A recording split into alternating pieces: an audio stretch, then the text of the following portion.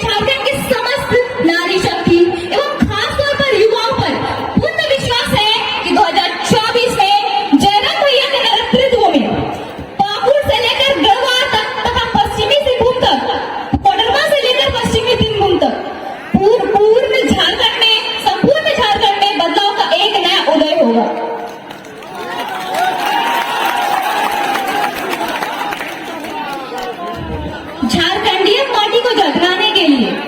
तथा झारखंड के नागरिकों को अपने हक, अधिकार और पहचान के लिए जयराम भैया के नेतृत्व में जो आग लगी है वो आग बुझने नहीं देना है, क्योंकि तभी हम झारखंड में चल रहे समस्त ज्वलंत समस्या जैसे उद्योग नीति, विस्थापन नीति, स्थानीय नीति, 1932 का अभियान और 60-40 नहीं बल्कि 90-10 नीति लागू कर सकते हैं।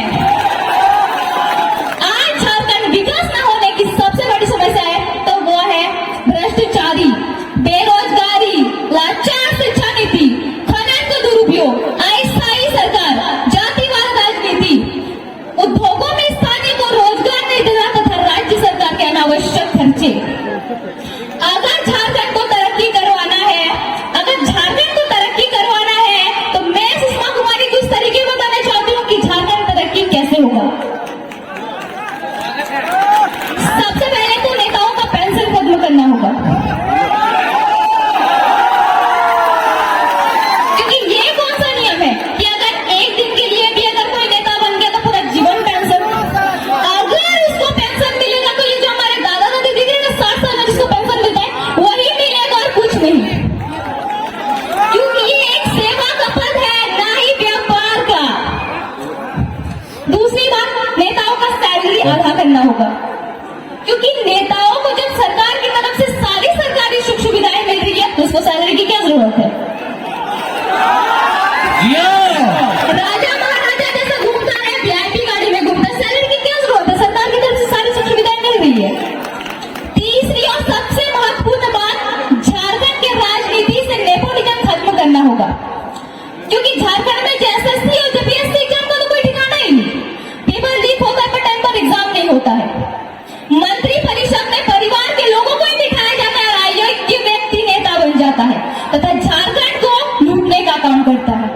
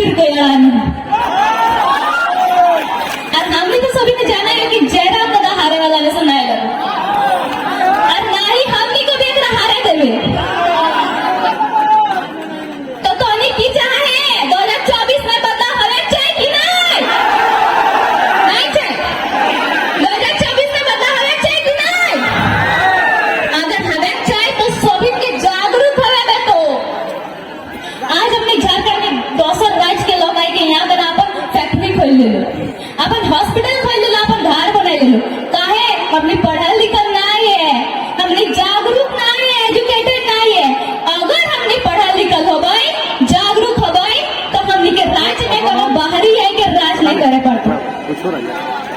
फिर भी तो हमार का उद्देश्य इतने हो कि तोनी के जागरूक होवे बेटो, तभी हम अपन झारखंड की ऊंचाई तक पहुंचाए पाबो और अपन झारखंड के एक नया पहचान बनाए पाबो। जय झारखंड।